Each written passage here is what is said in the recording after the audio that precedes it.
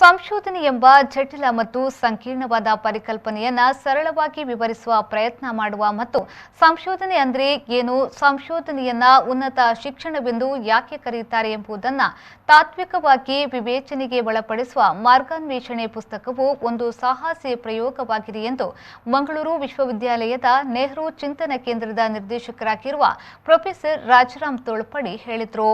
ಸಂತ Aloysius college Mangaluru ಮತ್ತು UGC spread ಯೋಜನೆಯ ಸಹಯೋಗದಲ್ಲಿ ಹಮ್ಮಿಕೊಂಡಿದ್ದ ಪ್ರೊಫೆಸರ್ ನಿತ್ಯಾನಂದ ಬಿ ಶೆಟ್ಟಿಯವರ ಮಾರ್ಗಾನ್ವೇಷಣೆ ಪುಸ್ತಕದ ಲೋಕಾರ್ಪಣೆ ಸಮಾರಂಭದಲ್ಲಿ ಭಾಗವಹಿಸಿ ಮಾತನಾಡಿದರು. ಹಿರಿಯ ಜಾನಪದ ಸಂಶೋಧಕರು ವಿಶ್ರಾಂತ ಕುಲಪತಿಗಳಾದ ಪ್ರೊಫೆಸರ್ ಕೆ ಚಿನ್ನಪ್ಪಗೌಡ ಅವರು ಮಾತನಾಡಿ, ಸಂಶೋಧನೆಯು ಪಶ್ಚಿಮದ ಶೈಕ್ಷಣಿಕ ಸಂಸ್ಕೃತಿಯ ಭಾಗವಾಗಿ ಬೆಳೆದು ಬಂದ ಸಂಗತಿಯನ್ನ ಬಹು ಖಚಿತವಾಗಿ ತಿಳಿಸುವ ಈ ಪುಸ್ತಕದಲ್ಲಿ ಜ್ಞಾನ, ಉನ್ನತ ಜ್ಞಾನ, ಮೆಥಡಾಲಜಿ, ಐಡಿಯಾಲಜಿಗಳೆಂಬ ಪರಿಕಲ್ಪನೆಯನ್ನ ಬಹಳ ಆಳವಾಗಿ ವಿಶ್ಲೇಷಿಸಲಾಗಿದೆ ಎಂದು ಹೇಳಿದರು. ಕಾರ್ಯಕ್ರಮದ ಅಧ್ಯಕ್ಷತೆಯನ್ನ ವಹಿಸಿದ ಸಂತ ಅಲೋಷಿಯಸ್ ಸಮೂಹ ಶಿಕ್ಷಣ ಸಂಸ್ಥೆಯ ರೆಕ್ಟರ್ ಆದ reverend father Melvin Joseph Pinto Kannada ಸಂಶೋಧನಾ ಕ್ಷೇತ್ರಕ್ಕೆ ಇಂತಹ ಮಹತ್ವದ ಪುಸ್ತಕವನ್ನ ನೀಡಿದ ನಿತ್ಯಾನಂದ ಬಿ ಶೆಟ್ಟಿ ಅವರನ್ನ ಅಭಿನಂದಿಸಿದರು.